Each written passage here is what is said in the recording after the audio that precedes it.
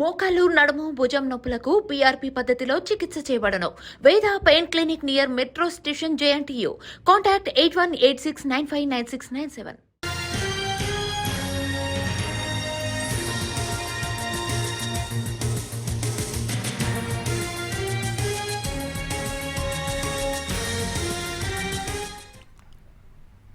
హైదరాబాద్ మియాపూర్లో మిస్సింగ్ కేసును పోలీసులు ఛేదించారు. గత ఏడాది నవంబర్లో ఓ మహిళ భర్త కనిపించడం లేదని పోలీసులకు ఫిర్యాదు చేసింది. దర్యాప్తు చేసిన పోలీసులు ప్రియుడితో కలిసి భార్య భర్తను హత్య చేసినట్లుగా నిర్ధారించారు. మృతదేహాన్ని మహారాష్ట్ర బోర్డర్ వరకు తరలించి పెట్రోల్ పోసి తగలబెట్టేశారు. అయితే పూర్తిగా కాలిపోక ముందే తిరుగు ప్రయాణమయ్యారు. సగం కాలిన మృతదేహాన్ని మిస్టరీ తేల్చేందుకు మహారాష్ట్ర పోలీసులు దర్యాప్తు చేయగా అదే సమయంలో వెంకటేష్ మిస్సింగ్ పై మియాపూర్ పోలీసులు ఎంక్వైరీ చేశారు. అయితే భార్య కాల్ లిస్ట్ ను పరిశీలించగా ఈ వ్యవహారం బయటపడింది.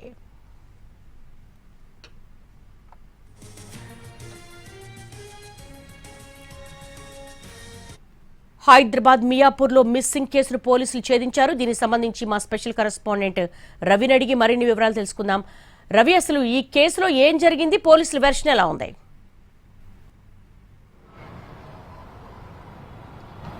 దేవి, మియాపూర్లోని సిద్ధివినాయక్ నగర్లో ఉంటున్నటువంటి వెంకటేష్ హత్య కేసును పోలీసులు ఛేదించారు. భార్య ప్రియుడితో కలిసి హత్య చేసినట్లుగా పోలీసులు గుర్తించారు.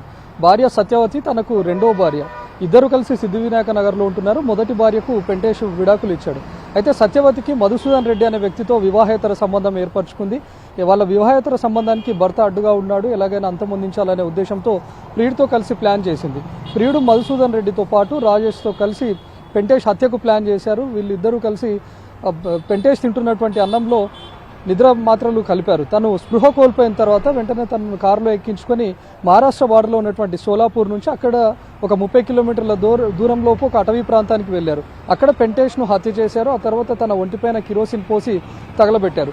వెంకటేష్ మృతదేహం పూర్తిగా కాలిపోకన్నా ముందే అటు మధుసూదన్ రెడ్డి ప్రియుడు, అదేవిధంగా వాళ్ళకి సహకరించినటువంటి రాజేష్తో పాటు వెంకటేష్ రెండో భార్య సత్యవతి తిరిగి హైదరాబాద్కు వచ్చారు. వచ్చిన తర్వాత మిస్సింగ్ కేసును పెట్టారు. వెంకటేష్ తను సంగారెడ్డి దగ్గర ఒక చిన్న పొలం ఉంది, అక్కడ పొలం పనులు నిర్వహిస్తూ ఉంటాడు. అక్కడికి వెళ్ళి తిరిగి రాలేదు అని చెప్పారు.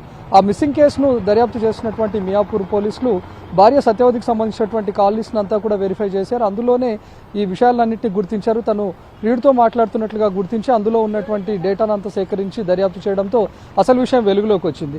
షోలాపూర్కు పోలీసులకు సమాచారం ఇచ్చారు. అక్కడ ఉన్నటువంటి మహారాష్ట్ర పోలీసులు వెంటనే ఏ ప్రాంతంలో అయితే వీళ్ళు తగలబెట్టామని చెప్తున్నారో అక్కడికి చేరుకున్నారు. కానీ అప్పటికే అక్కడ సగం కాలినటువంటి మృతదేహాన్ని గుర్తించినటువంటి షోలాపూర్ పోలీసులు అప్పటికే ఆ కేసును అన్నోన్ డెడ్ బాడీగా గుర్తించి ఆ కేసు పైన దర్యాప్తు జరుపుతూ ఉన్నారు. అదే సమయంలో మియాపూర్ పోలీసుల నుంచి ఫోన్ కాల్ రావడంతో ఇమ్మీడియట్గా ఈ విషయం అంతా వెలుగులోకి వచ్చింది. ప్రస్తుతం భార్య సత్యవతితో పాటు ప్రియుడు మధుసూదన్ రెడ్డి, అదేవిధంగా